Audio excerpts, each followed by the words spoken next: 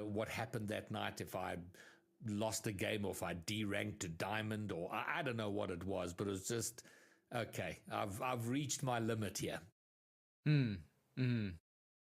Yeah, that's so interesting. And something you talked about earlier is just like, I'm gonna play Rocket League now because this is the time that I play Rocket League. It's so easy to get complacent and just kind of get into routine.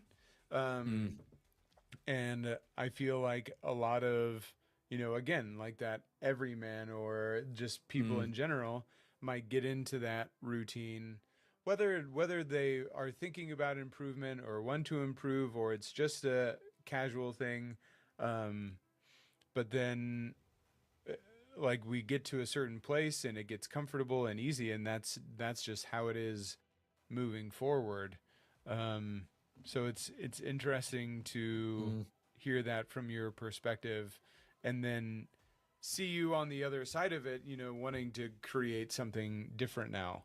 Because it is like it always takes something to kind of jolt us awake or into kind of like a different space. Yeah, and I think it's. I mean, there's something great about this game. It is a really, really good game, and it's the kind of game where you can be proud of improving. Like, one day I'm going to hit a flip reset in game, and I'm going to be enormously proud of that. But it's, I guess, overall, it's a question of, well, why are you doing this? What do you want to get out of it? And I think that's different for different people, because you mentioned you're playing about 3 hours a week. I'm probably playing about 6 hours a week. Some weeks I'm playing more. So I'm very involved in the game in general. I'm with competitive rock, not as a competitor, but as a caster and an organizer, and I'm trying to get things going in the scene. But there are people I know who really like Rocket League, but they've got a life, they've got a job, they've got kids, and they might get 2 or 3 hours over a weekend to squeeze in some Rocket League. And the last thing they want to do is to spend half that time watching replays and working on a training pack. They just want to get in there and play. So it's all, where are you in your in the general scheme of things, and what do you want out of it? Most of us are not going to be high level players, because our lives don't allow for it. We've got other things going on. You mentioned you love basketball. There are interests there. You could absolutely be a Grand Champion 3, maybe an SSL, if you dropped all the other interesting things in your life and just focused on Rocket League. So we're all in different places in our progression. And, maybe it's a case of like, okay, you know what?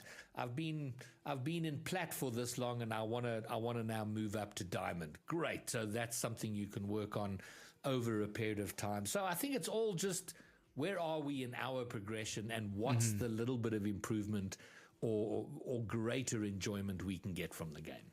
Yeah, I think, going back to what you said before of the everyman, if there are people out there that are playing ranked that want to see that improvement from platinum to diamond, and that would just be satisfactory. Or if there is a way that somebody can see a continual progression, if they do have that 2 hours, like, but then also being able to kind of bring into scope what that progression might look like if it is only 2 hours over the span of 1 week. Like, yeah, you might be able to get to Grand Champ, but it's going to take you years, long time, as opposed to being able to do it by the next month or the end of the season, just based on the time that you're willing to put in.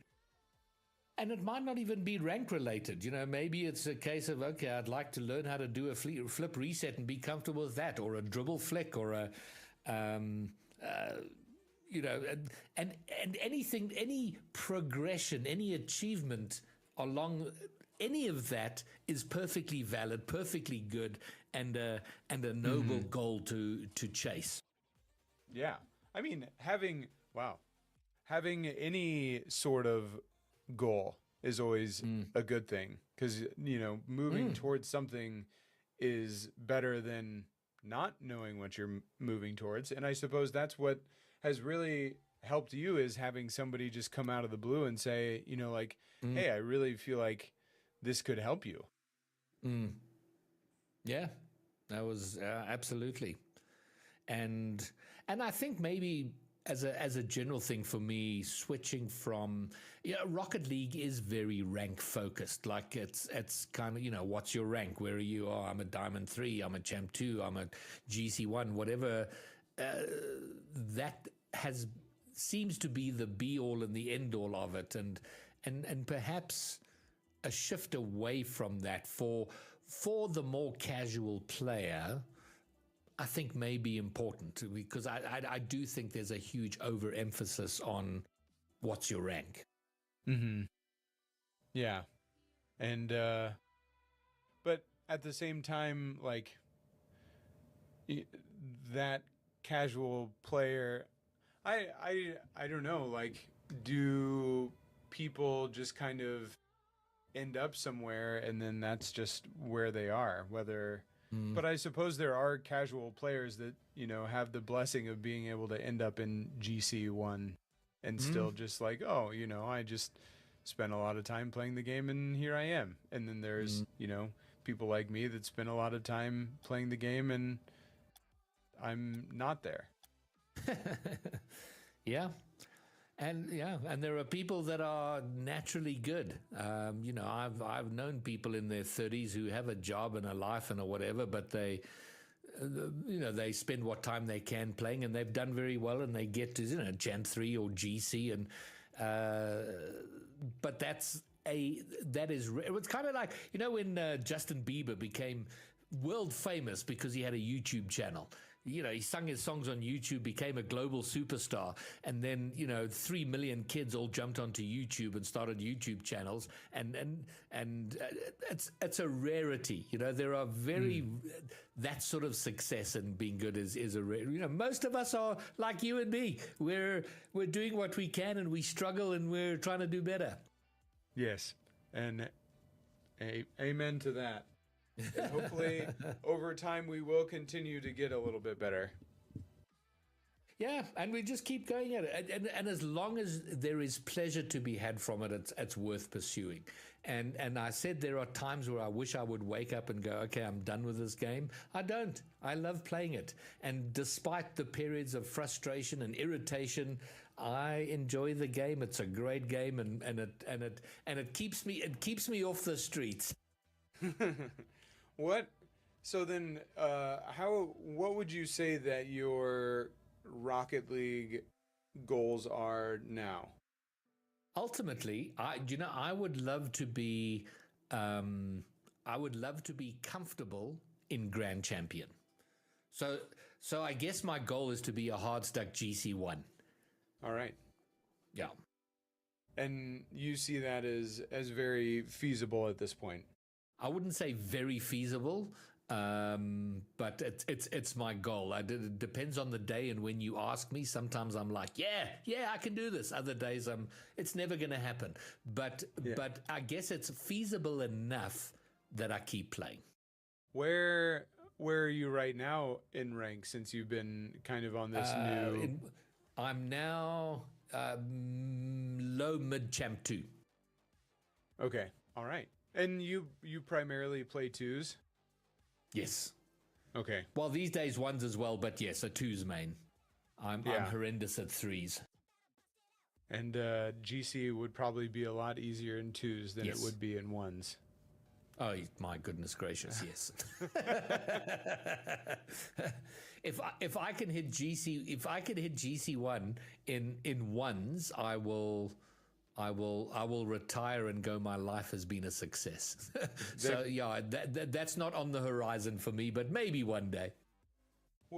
And you say like that sometimes you think you'd like to just walk away from the game. Like, why do you say that, or what's the thinking behind that? Just because I think about Rocket League a lot. I'm so involved in it, outside of playing it myself. And it's really just because I go, is this when you're frustrated with it, you go, maybe I would find some tranquility of mind if I could just not be frustrated with trying to be better at Rocket League. And I say that it's mostly tongue in cheek, I think. Okay.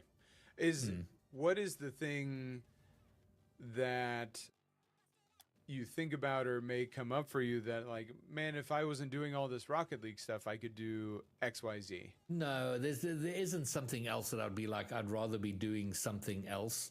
I mean, I've reached a point in my life where from a work perspective, it allows me a lot of free time that I can spend in Rocket League. I get a huge amount of joy working in the Rocket League community and building paths and ways for young players to come up through the scene and improve.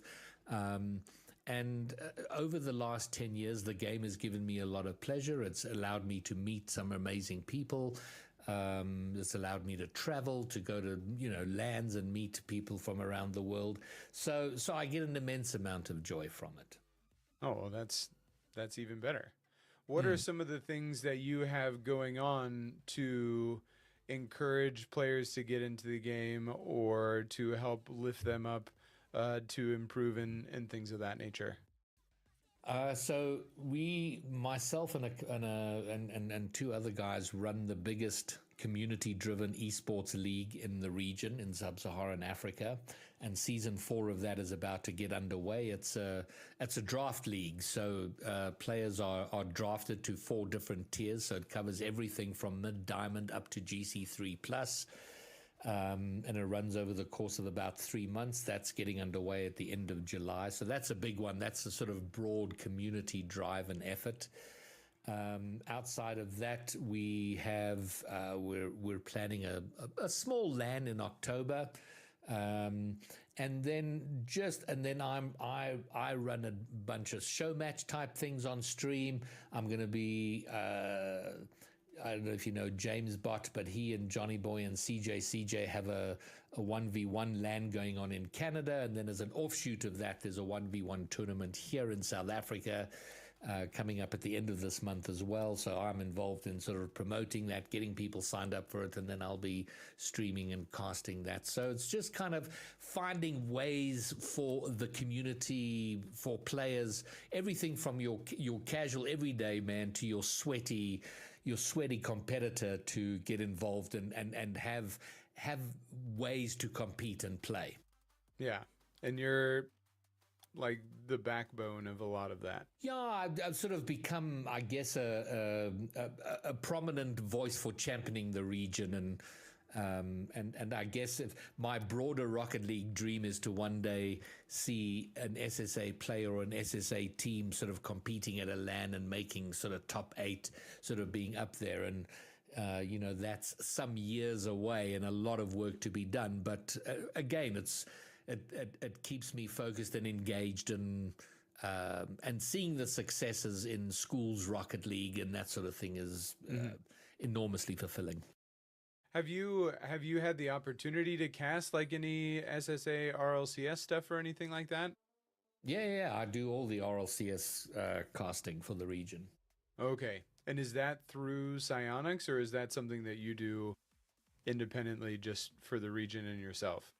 Initially, it was independently, but through a lot of work and effort, we now have an official it's Blast that run all the all the esport broadcasting and so on, and so we have an official Blast stream which is run through a local production company in South Africa. Oh, that's awesome. Yeah. And would you say that because of your willingness to do it, it kind of created that opportunity, or was it like, were you approached because you were putting in the effort? Probably a combination of both. I mean, initially when the region was included in RLCS, there was no official broadcast at all. They were quite happy for it not to be broadcast. So I was quite involved then in just putting together some kind of community effort so that the games were being streamed and broadcast. And through that I mean, there was 2 seasons of everyone working for free for nothing to make sure that there was a broadcast, and then eventually I think that work was noticed, and then also I think there was a greater desire from Blast or Psionics to have global broadcasting, so we were sort of brought into the official fold. That's awesome. What would you say? How did the goal to see an SSA team on the RLCS stage come about for you? Like, how did that evolve? Quite simply, we were included, and our skill level, it became apparent very, very quickly that the skill gap between us and North America and Europe Rocket League was huge. And it was a case of, oh my goodness, what do we need to do to close that gap? And, sort of thinking around that, it very quickly became, well, okay, if we can be effective at closing that skill gap, maybe we can. It was a fairly natural progression to going, okay, how do we, let's work toward being globally competitive. Are you in touch with like the professional players of the region on a regular basis, like organizing those things? Yeah, very much so. Wow. That's cool. Yeah. No, it's fabulous. I love it. It's a great thing to be doing and being involved with. And then also things like the coach I mentioned. He's an American guy, and there was a young team here who wanted to compete in RLCS. So I went on I connect up with people as much as I can to find coaches. And so I can't remember if he messaged me or I messaged him. So I put him in touch with the team, and he's now their coach. And so that's how I got to know him and why he sort of reached out to me to say, hey, listen, how can I help you? So that's kind of how I see my role, is finding ways to help the local players, the up and coming players, and also the pros at the top of the game, and what would help them. As much as possible, connecting with them, with people in the global Rocket League community. Have you looked at, or I guess, like, what can you learn from the Falcons, who, just won this major, and obviously it's been many years for them to kind of get to a place where they came over the top and won, but as a kind of an isolated region, what are you guys taking away from that story to be able to make that progression?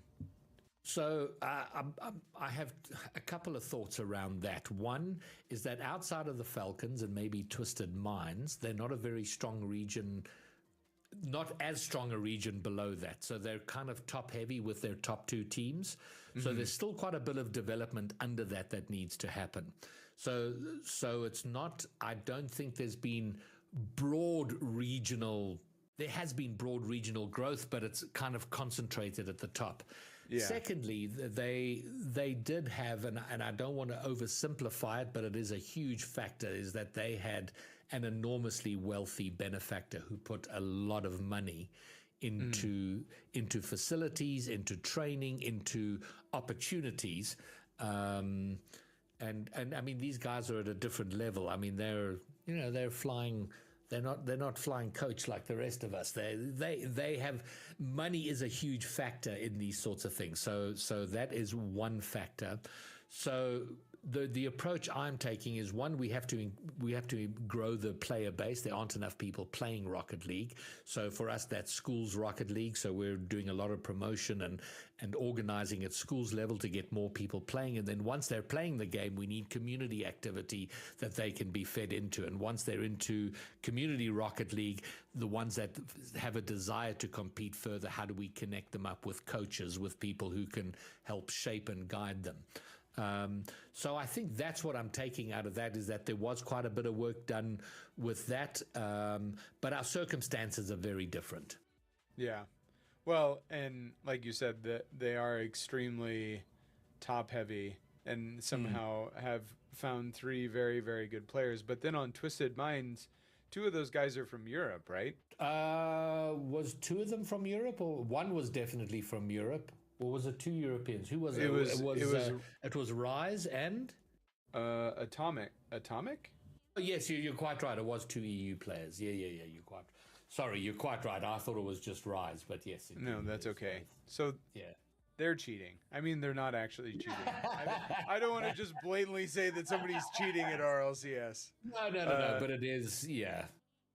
I get what you're saying, but yes, it is very top heavy because outside of the Falcons, it's not like they have a huge pool to draw from. Yeah, and then like for majors, how does it work?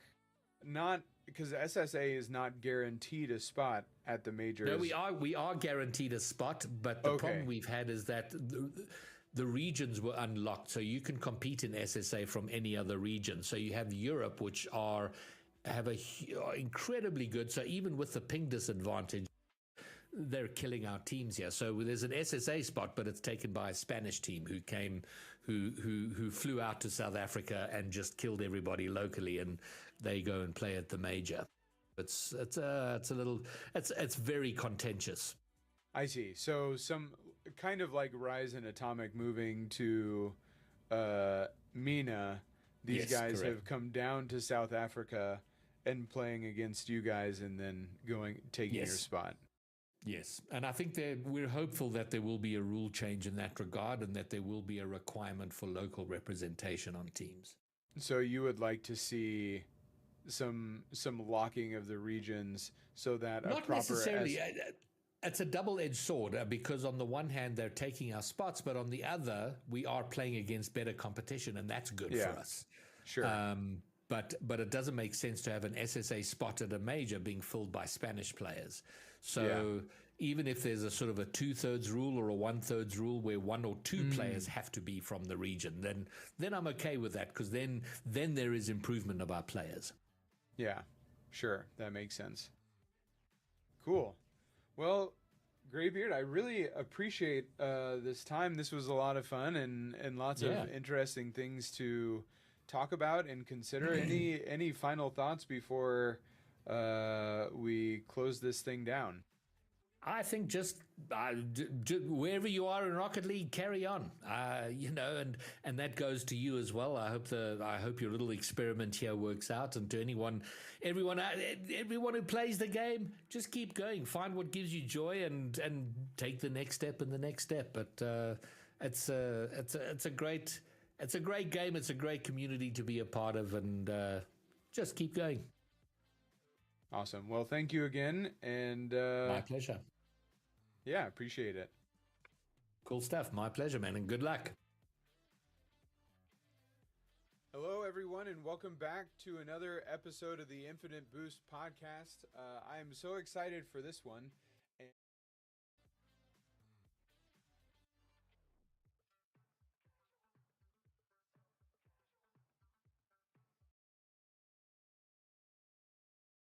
And I haven't even told my guest this, but you actually have one of the top 10 episodes, download-wise, of all of the episodes that I have previously done. So I am especially excited to tell you that and to have you back. But Too Fast, thank you so much for joining me here on the show again.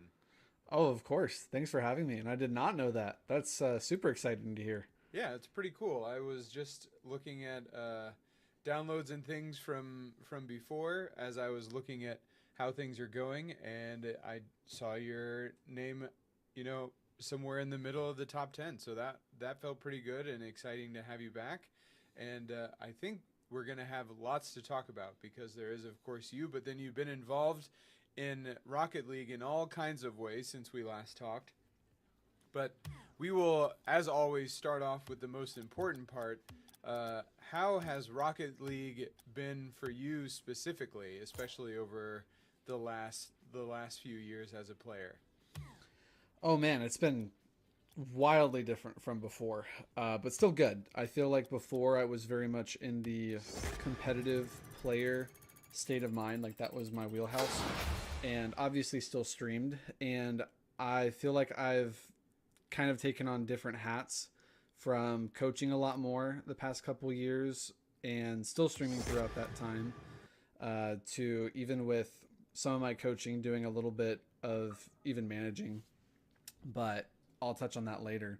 but it's been definitely a journey. I feel like I've grown a lot as a person, and I feel like my personal goals and mindset towards Rocket League in some ways have been near the same, and in some have been drastically different than I would have expected from even 2, 3, 4 years ago. Well, we got plenty of time, so why don't you dig into that a little bit? Yeah, so I guess then first off, so like I was saying, my background being very much on the competitive side of Rocket League as a bubble player in North America. It was that, and then again, streaming as well through that time. A lot of my background being from CRL. Well, I graduated college in 2021, May 2021. So it's been over 4 years, which is crazy to think about. And afterwards, I still wanted to go pro. But during that time, I got an opportunity to coach for University of North Texas, UNT. That was the school that I played for in CRL. And it was nothing crazy. A few hours a week, I think maybe 5 hours or something every week. So it was just something extra small, little extra pocket change. I was focused on going pro, streaming through that time. My sights were set on that. Fast forward to 2022. I was still in that state of mind nearing the end of 2022, though. A lot of life started to hit, and the competitive part of Rocket League took a back seat, and as well as streaming. Fast forward to 2023, I got an opportunity to coach for Ball State University in CRL, and that was a lot more hands-on. That took about 15 to 20 hours a week on average during the school semester. So that went from, 5, and then I think in 2022, maybe 10 hours a week with North Texas, to a much more heavily involved coaching role. And so as a byproduct, my time actually competing and playing the game myself as a player went way back. But I was able to step into a bigger coaching role and grow my skills in a different area. And I loved it. Like, my time with Ball State and just being able to learn in that environment was amazing. For those that don't know, Ball State, I'll backtrack for a sec. When I was on UNT, I would say pretty comfortably we were a top 18 in CRL, sometimes higher. Maybe if we're having a really poor week or whatever, maybe a little lower, but usually top 8, top 5. On a great week, maybe better. With Ball State, though, granted a few years later, Ball State was also about a top 18 in CRL, but obviously the skill's a lot better.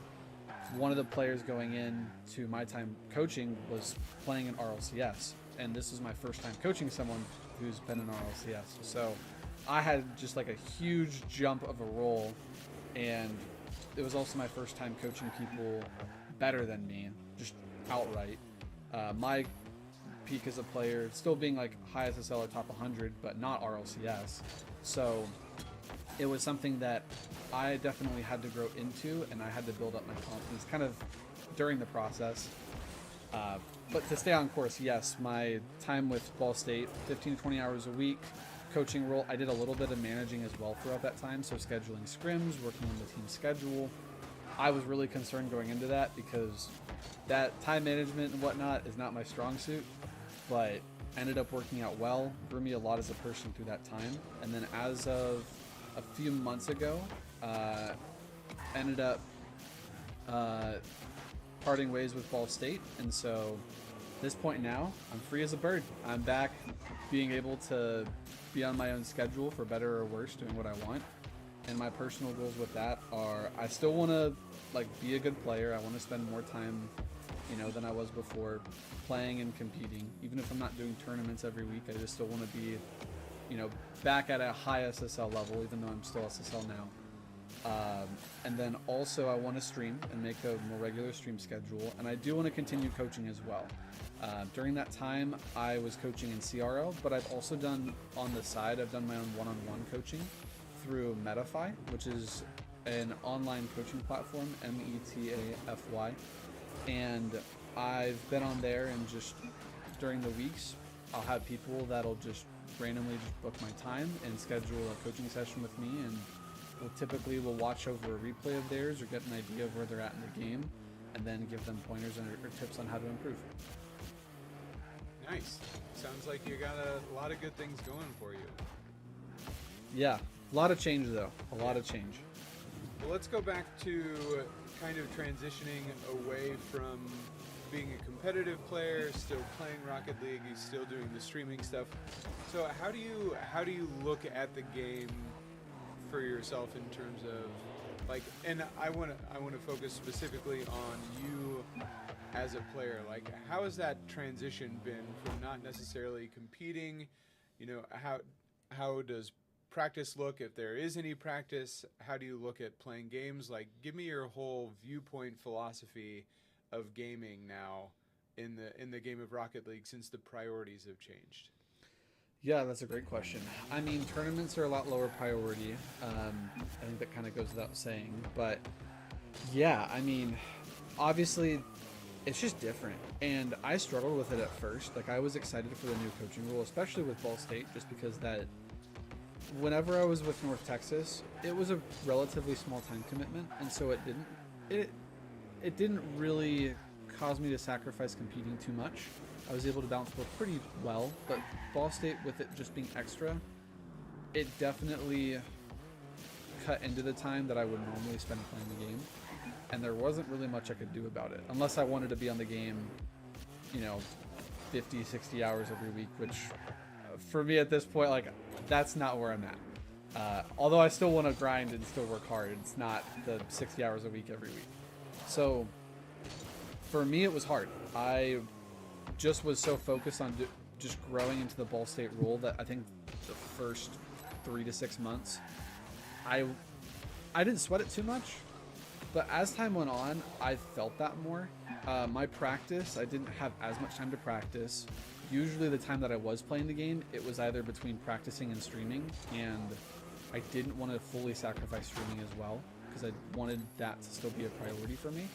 And so largely it did go on the back burner. My time as a player, I mean, it feels like even now and throughout my time at Ball State, I feel like I'm relearning some of the skills that I had built up previously, and I'm just almost refreshing and getting my feet back under me. But that's just because, at least for me, in my experience, whenever you're at an SSL level, or even, again, more on the higher end of SSL, think by MMR, if you wanted to say, like, above 2,000, 2,100 MMR, getting closer to top 100, or, maybe even a little closer to RLCS, the game just takes time. And even if you're doing all the right things, you just need to keep playing the game and have the time to play, and that was my biggest ditch. For me as a player, I've tried to work hard about maximizing and making the most of the time that I have when I am on the game, and so that might mean I'm watching replays of myself or other players, and part of that with coaching is helpful. Just makes it easier to watch replays and pick things out. But that might mean just me sitting in a training pack for an hour and working on something that I don't feel like I'm too consistent in a game. I'm good about being patient and taking the extra time to do the not so fun things, and I'm okay with that, but it still just takes time.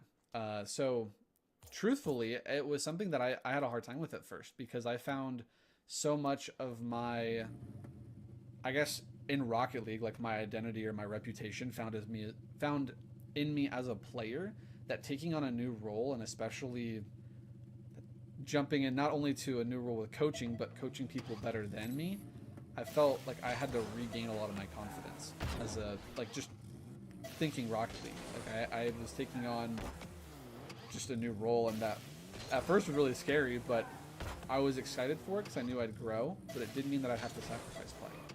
So a bit of a tangent, but yeah, it was difficult. How did your perception of Rocket League change as you were taking on that role of coaching people better than you and having to look at the game differently?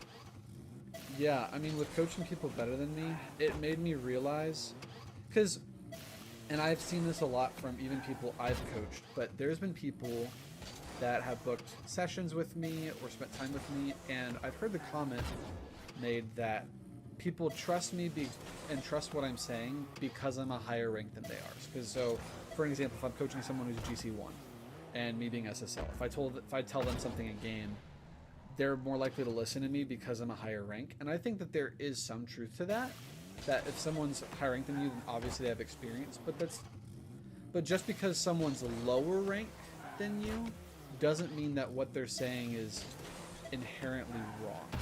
And that was something that I had to learn and figure out, because with Ball State, one player was pretty equal to my skill, one was better, and then the other one was RLCS. So two were better, one I'd say was equal, and then as time went on, all three were better than I was. But especially for the RLCS player, I had a really hard time speaking up and telling him what he was doing wrong at first.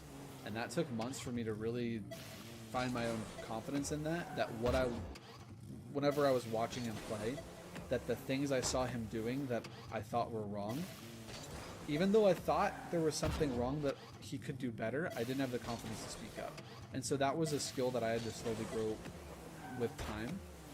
But it taught me that even though he was higher ranked, or he might have more competitive experience being RLCS, it didn't mean that the things that I was pointing out in his gameplay were inherently wrong. And sometimes I was right on the money, and sometimes I wasn't.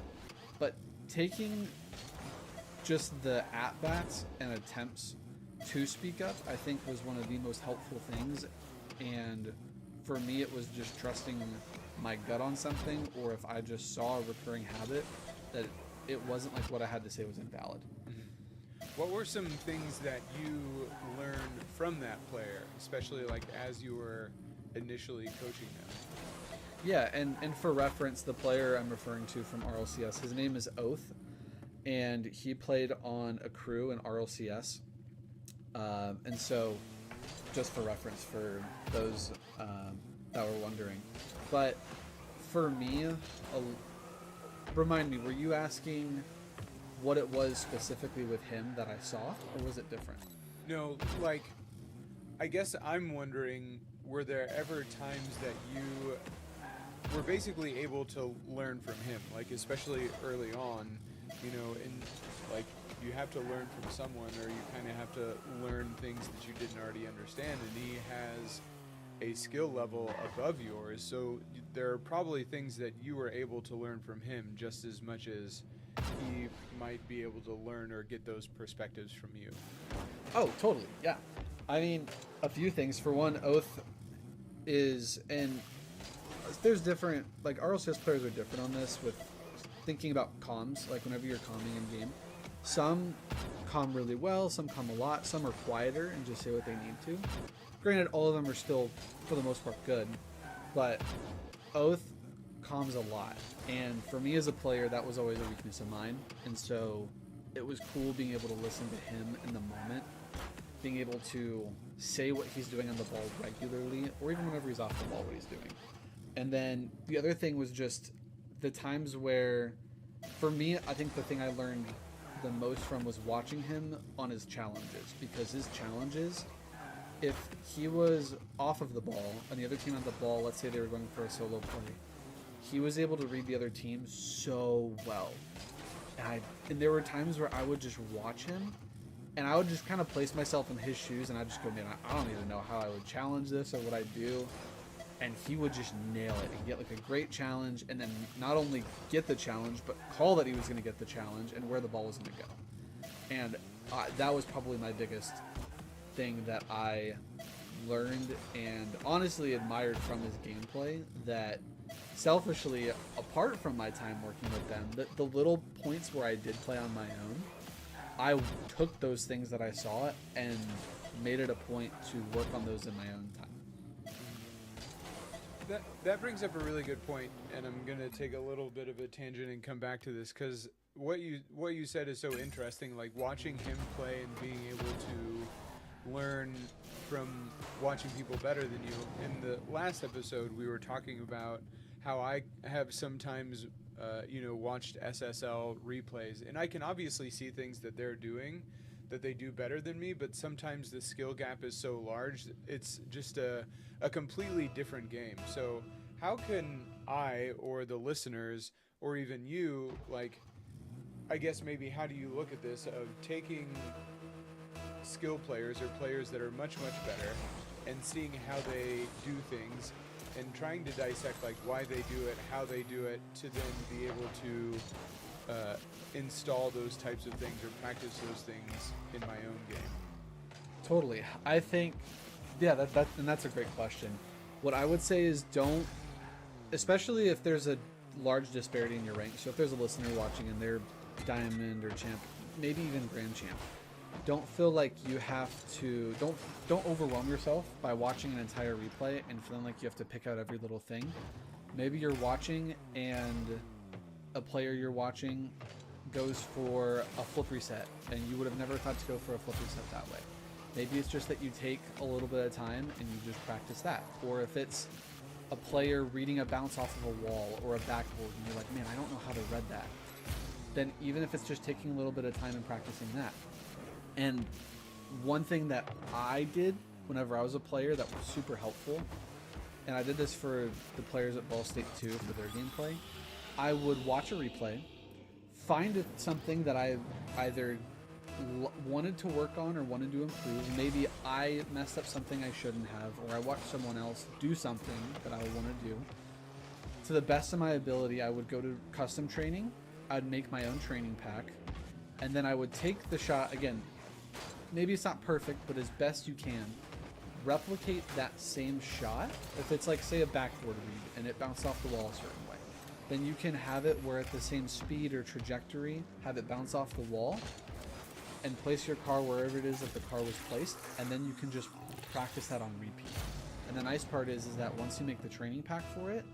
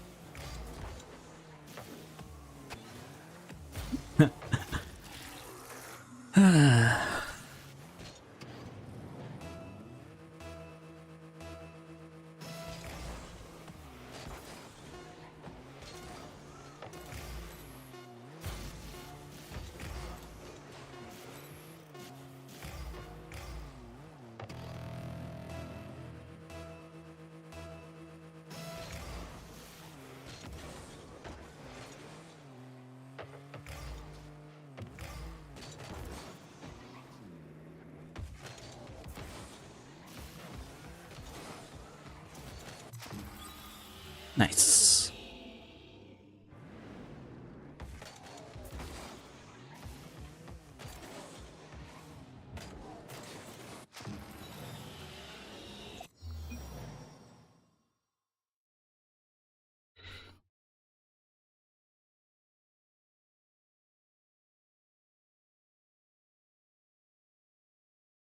Off the wall a certain way. Best of my ability, I would go to custom training, find something that I either wanted to work on or one thing that I did, take a little bit of time and you just practice that. Or if it's a player reading a bounce off of a wall or a backboard and you're like, man, I don't know how they read that, then even if it's just taking a little bit of time and practicing that. And one thing that I did whenever I was a player that was super helpful, and I did this for the players at Ball State too for their gameplay, I would watch a replay, find something that I either wanted to work on or wanted to improve. Maybe I messed up something I shouldn't have, or I watched someone else do something that I would want to do. To the best of my ability, I would go to custom training. I'd make my own training pack, and then I would take the shot again. Maybe it's not perfect, but as best you can. Replicate that same shot. If it's like, say, a backboard read and it bounced off the wall a certain way, then you can have it where at the same speed or trajectory, have it bounce off the wall and place your car wherever it is that the car was placed, and then you can just practice that on repeat. And the nice part is that once you make the training pack for it and you save it, you have that shot for your life. Like, it won't go away, you'll always have it. And so I did that a lot whenever I was a player, even in CRL, and that helped me work on some of the inconsistencies or things that I saw other players do that I wanted to do myself. I would use that time to practice the same thing and build it up so I could do it in game. So then, I guess, next question, like, say again we have a diamond player or a champ player. Do you have a recommendation of maybe a skill gap that these players or any player should look at in terms of like how far ahead someone should be looking at skill-wise, or is there value in a diamond player watching SSL replays to kind of get a gist of what that gameplay looks like and finding things to work on? Yeah, so it's not bad for a diamond to watch an SSL replay or a pro replay. There's nothing wrong with that. However, don't feel like if there's a diamond player or even a champ player listening, don't feel like you can only watch an SSL player in order for it to be helpful. A diamond player can watch a champ 1 or champ 2 gameplay and pull good things from it that will help them improve. I think that can be overlooked because it can just, from a diamond player's perspective or whoever, can go, okay, why would I watch a champ player when I can watch a grand champ or an SSL? I'm not going to watch that. I'm just going to skip. And I would just say, don't feel like you're like that wouldn't be helpful, because there's going to be things that you're going to pull from that, and the gameplay is still going to be closer to yours, and so some of those things might even be easier to replicate. So, but not that watching SSL gameplay is bad in itself, but don't feel like you're only limited to that because it's the highest rank.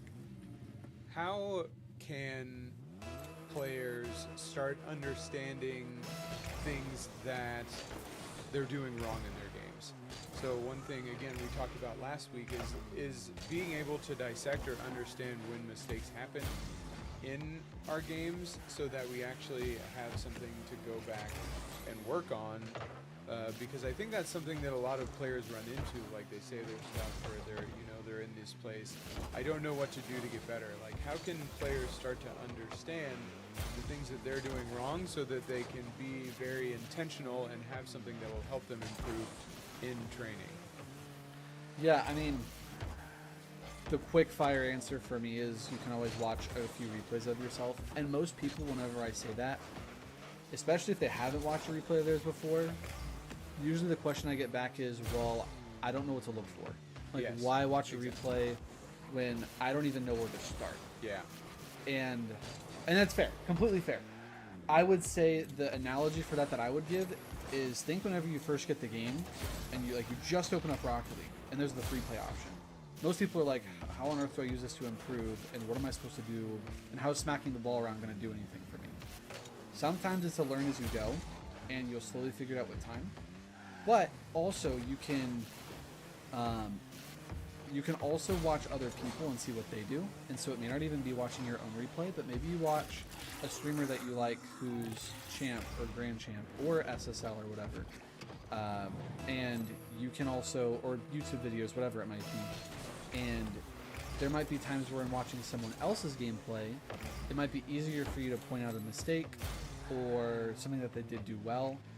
Also, usually on the front end, that's the question that I get, like how do I pick out, or how, if someone wants to watch it on replay or wants to improve but doesn't know what to look for, usually if you just start watching, something will come up. Like something, almost always, if you give yourself even just say 15 minutes and you just sit down and you're like, I'll just watch 2, maybe 3 replays of myself, and you just sit there long enough, there will be something that you go, that seemed wrong, and at the very least, you'll just know it's wrong, even if you don't know what to change. Or you'll go, ooh, that was wrong, I shouldn't have done that. Usually for most people, it'll end up being rushing or overcommitting, where you might have more time on a play, and then because you rush it, you get, say, a bad shot or a bad save. Or it's them overcommitting, where they're diving for a ball that they're beat to. And then in the replay, it's easier to pick out and go, oh, I didn't need to do that. I could have waited. Or, oh, maybe I could have gone faster and trusted myself. Maybe you hesitated. You know, there's different little things that you can point out. Usually if you just start watching, though, eventually something will jump. Even if it's not right away, and even if you just watch, like I said, for 15 minutes, and you go, yeah, I found nothing. Try again the next day. It is only a matter of time before something comes out, and I'm speaking from my own personal experience.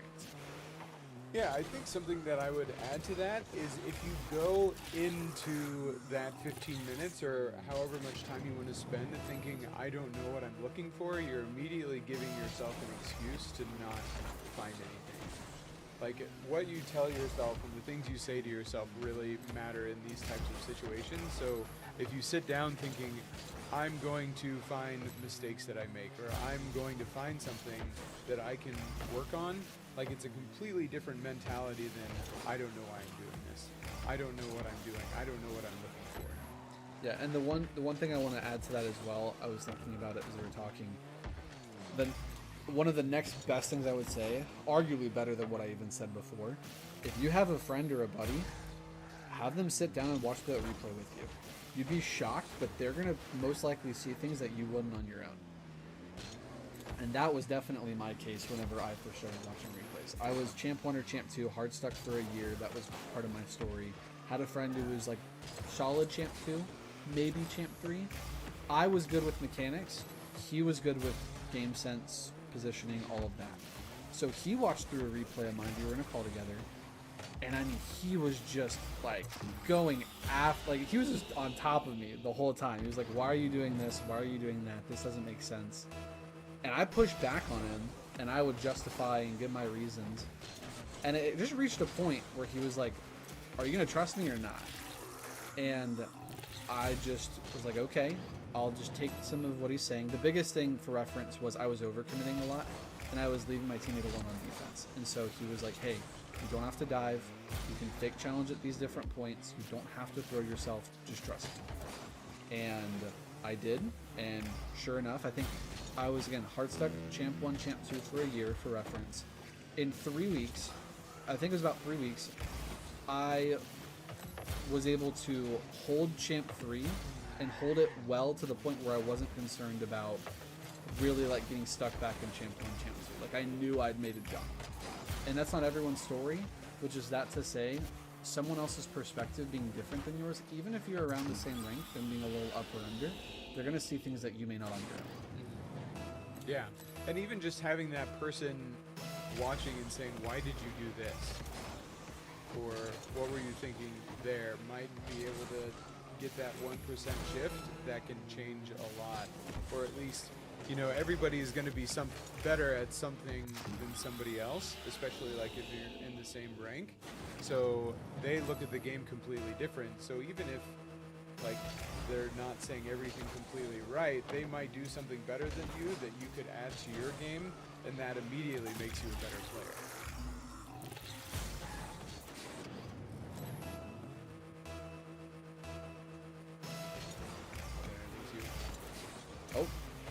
hear you now. Okay. Did you go away, or did I go away? You did, I think, for just a few seconds. Oh, okay. I just said something about how, you know, when you have that person that's talking to you or talking with you, if they're better at something in the game, then when they share that with you, their perspective, if you can add their skill to your skill, then that makes you a better player. Oh, absolutely. Yeah, I totally agree. That's funny. I got done saying that, and then it was just silent, and I was like, "Oh, I guess that was not a good thing to say then." Oh, no, I said absolutely. I said I totally agree. Oh, that's funny because I didn't hear that at all. So, how do I pick this back up? What are some other things that players might be able to use in terms of this? Well, I guess another thing, and I guess, you know, your perspective on this would be good, that something that I always used to do when I was looking at replays a lot was when I get scored on, what did I do wrong, or how did I screw up that led to a goal getting scored? Because that's, you know, when you're obviously at your weakest point is when you're giving up goals. Yeah. Yep, that's a great place to start. And usually whenever people will come through my stream and ask what to look for, like the example I said before about people not knowing what to look for in their replay, that's one of the first starting points. And usually I'll say, look at why you get scored on, look at whenever you get scored on and what happened, but not just looking at the goal, but maybe you start 10 to 15 seconds before the goal goes in and just see how the play starts to break down. Maybe it's that, you know, you have a teammate missing a ball. Maybe it's that you could have rotated to a different spot on the field. There's different things. I appreciate you saying that. One thing that I've been noticing in my own game is I feel like I give the ball away a lot. Like, my touches are usually not very productive or leading to something else that is good for me or my team. And I feel like part of that is positioning, where I don't always put myself in a good place to just take possession of the ball as opposed to just like challenging. Like, how do you decipher, what are some thoughts that you might have on positioning or understanding like when and how to challenge the ball so that you can actually do something with the ball after you get it or after the opponent's play is over, if that question makes sense? Yeah, I mean, I think there's a few different ways to take this. I think the positioning side, I've noticed coaching people when someone's off the ball, they're like, if they're supporting their teammate or something and they're not on the ball right away, I'd say giving yourself a little extra space, especially if you feel like you're just not getting chances. There's some people I've coached that'll sit really far back, and so sometimes if you're that person, you can either creep up a little bit more or space out a little bit wider. But I've, at least for me, the majority of people I've coached, usually they'll push too close and then the ball will be awkward. So if you're finding that when you're supporting, the ball's just kind of awkward and you're not really getting as much space as you'd hope, or it's harder to create a chance, maybe it's that you give yourself a little more space, or let's say a little bit wider. There's also the mechanic side of just as you work on your mechanics, you might be in the same situation, but as you improve, you realize that you're able to do more than you could before. So it's a little bit more indirect because it's not specifically focused on positioning, but as you do improve your mechanics, you might be in the same spot, but you can create better out of it and be more effective in the play. What are some of those, I guess, more foundational mechanics to start being able to create more in plays? As in, like, what are good ways to practice those mechanics? Yeah. Is that what you're saying? Yeah, like, Yeah. What are the specifics, and then maybe ways to actually start working on it? Yeah, I mean, it depends based on the rank. I mean, I think for sure whenever you're starting out with the game, like somewhere between when you're starting to maybe platinum or diamond, I would say getting comfortable on the ground, like with your dribbling, flicks, and shooting, for sure. As you start ranking up more and progressing, I would say being more comfortable in the air, being able to air dribble. I think from like the quote-unquote flashy mechanics, I think air dribbling is one of the most beneficial and useful. People usually will talk about flip resets or different things, and they are helpful, but at least for me, I think that of the flashy mechs, it's air dribbling. So being comfortable with that, where you can pick the ball up and carry it across the field in the air, I think is really helpful. Ways to practice that, I mean, there's different ways. You can always do a custom training pack map where a ball rolls up the wall. You can do that in free play if you wanted. One thing I've done, I've really enjoyed using rings maps to work on my card control. That's just me.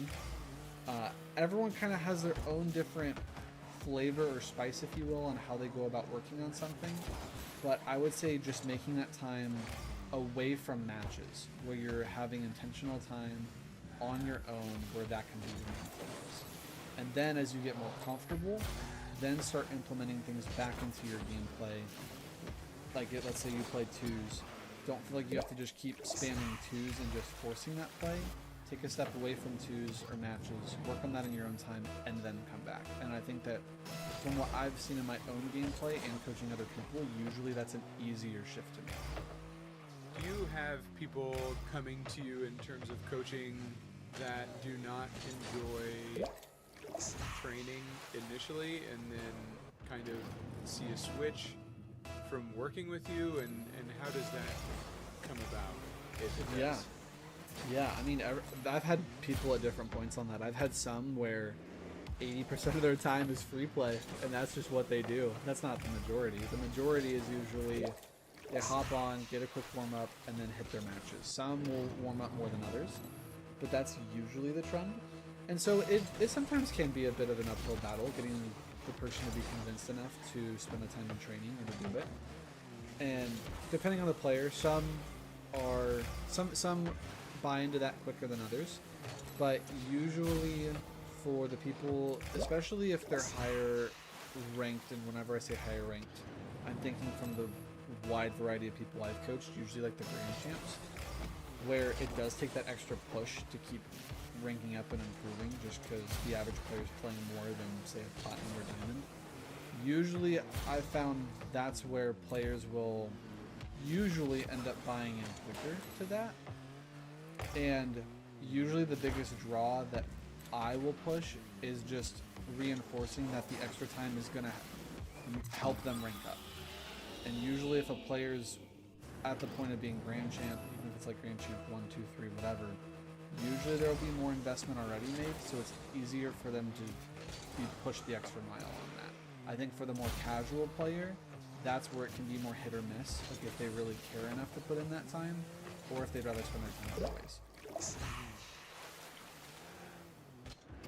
What are some conversations you have with people in terms of training and practicing, you know, with the conversations of like, oh, it's boring, or I don't want to do it, or, you know, this isn't how I want to spend my time. Like, what do you share with them to maybe encourage them into training more or to change perspective? Like, what are your thoughts on that? Yeah, I mean, and I think it depends on the player I'm coaching and what the environment is. And whenever I say environment, I mean if someone is booking a session with me on Metafy and they're diamond, and they say, hey, I just would prefer to not do that. At that point for me, I'll usually share from my own personal experience, because being able to spend extra time working on mechanics or training different things or watching replays, whatever it might be, that was what helped me make the jumps that I did in my gameplay.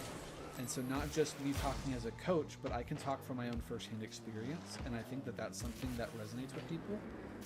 But if someone, even after hearing that, goes, yeah, I really don't want that, then at that point, they're usually left with a decision. Usually it's they can do the thing that they don't prefer to do and see what happens, or they have to be okay with, if they're around the same rank or at the same point, then that's their decision. And I've had some people that are okay with that, and they're like, hey, I booked coaching sessions, but I don't really want to have to think of the game in this way and put a lot of mental energy. I just want to relax after work. And that's totally fine. But for the people that are, say, like the CRL coaching, where they're on a competitive team, their goal is to get results, their goal is to improve, that's where usually I'm going to push the player more. And I'll still use my own personal experience, and I'll usually frame it in a positive manner. Not the, you know, you need to do this or else. That's not what I would want to lead with. But I would want to lead with pushing them to do it, but also showing them all of the positives that come along with doing it. That yes, it may be difficult or it may feel like a chore, but here's the other side of all the improvement, all of the excitement, all of the, oh man, I didn't think I could hit this and I hit it in a game. All of those things are on the other side of that hard work or discipline. And sometimes players don't always see that. They can just be short-sighted just and see that it's difficult and they don't want to. And I've had players where after me telling them of just how much they can improve off of doing it, I've had some players where a switch doesn't flip and they just keep going, and again, they have to be okay with that. But I've had some where that switch flips, and I remember one guy I coached about a year or two ago. He was in that point. He was Grand Champ 1, Grand Champ 2, I think. And I was telling him to work on training packs, and he largely avoided it, and I confronted him on it, and I just told him that if he really wants to get SSL, this is what he has to do, because that was his goal. And he sent me a message, I think, a few months ago saying he got SSL for the first time. And I remember after that time of talking, he started putting a ton more time into that, like training packs or whatever it might be that we talked about, like just training on his own.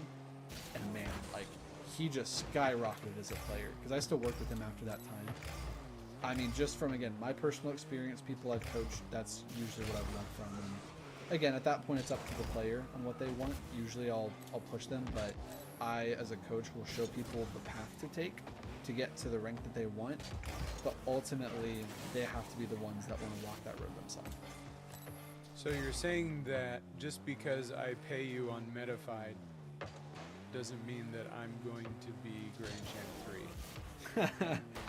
If you walk the road that we talk about, that is absolutely possible. But if I show the road or the path, and someone chooses that they don't want to walk down that road, then that's on them. Is it possible for you to carry me down that road? That's funny. It's actually funny. I've gotten asked if I boost more often than you think. The answer is no, but I'm happy to show people the way and share from my own experience. Now, you're putting words in my mouth. I didn't say anything about boosting. I just said I wanted you to take me down that path.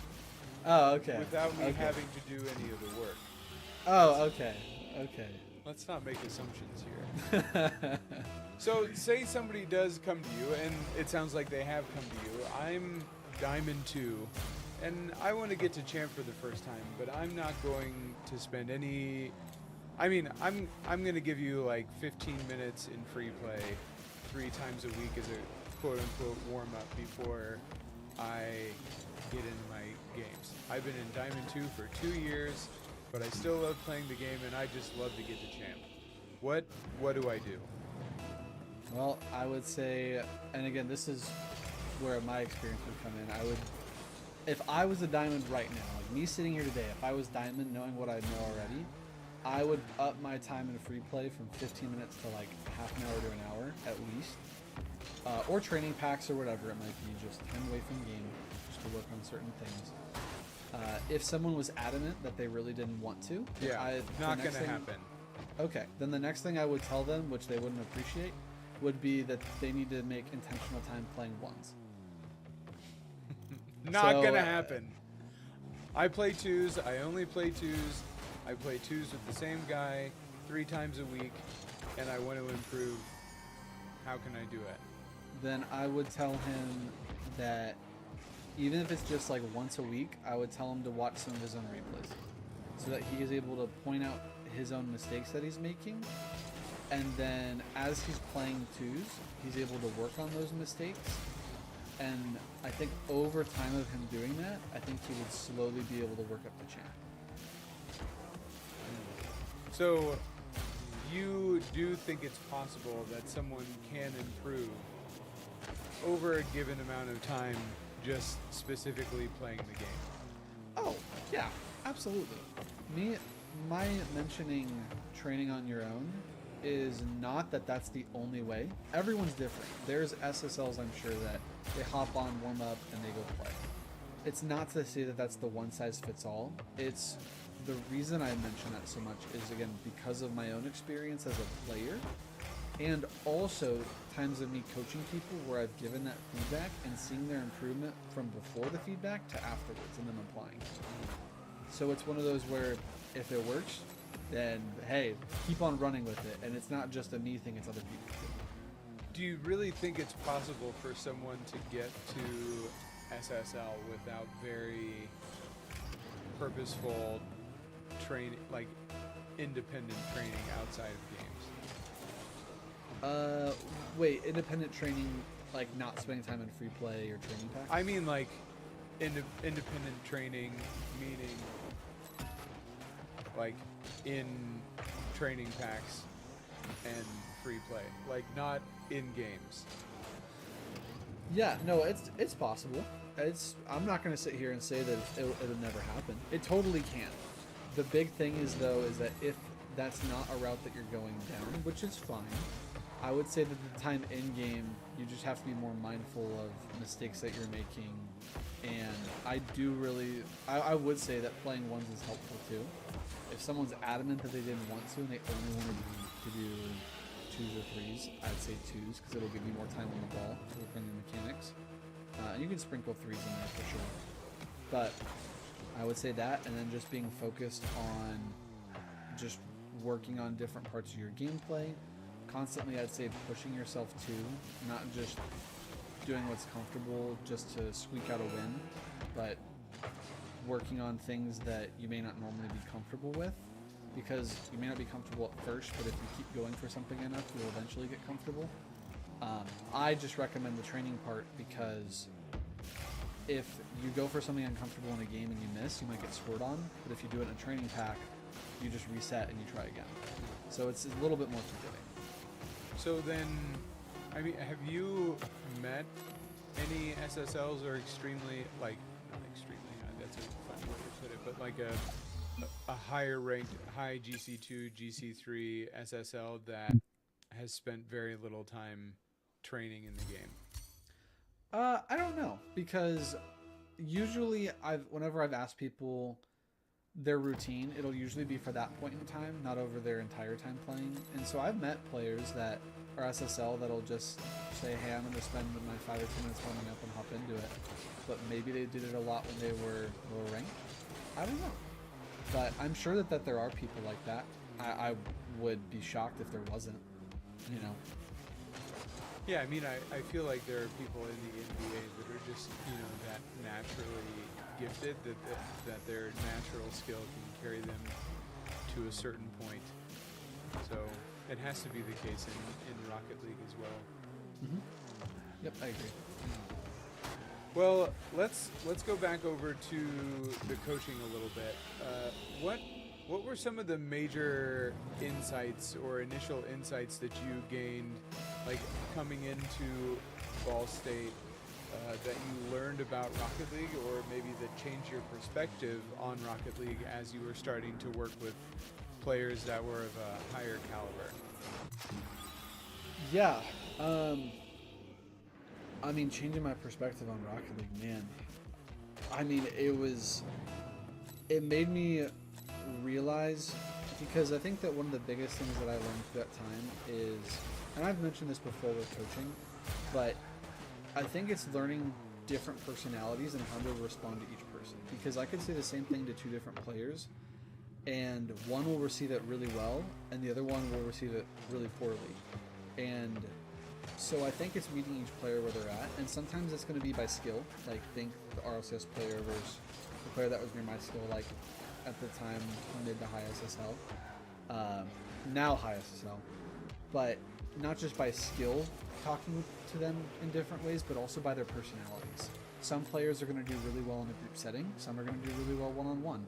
Some might really want to sit and analyze their mistakes and what they're doing wrong. Another player may want to avoid their mistakes and not want to think about what they did wrong. And so you have to meet each player where they're at. And I was learning that as a concept even before Ball State, but that just reinforced it all the more, especially just with it being a higher level of gameplay. That was even more beneficial for me to keep in mind. Were you working with other players besides these 3 that were like the main roster? At Ball State, yes. So they had a B team, and for reference, also, so the A team at Ball State, which is the team I was saying was the top 8 team in CRL, that was Oath, who was in RLCS, and then Guh, not Gubberry, but Guh. He plays with Alpha Kept a lot. He's Alpha Kept's teammate right now, and they actually did make RLCS recently.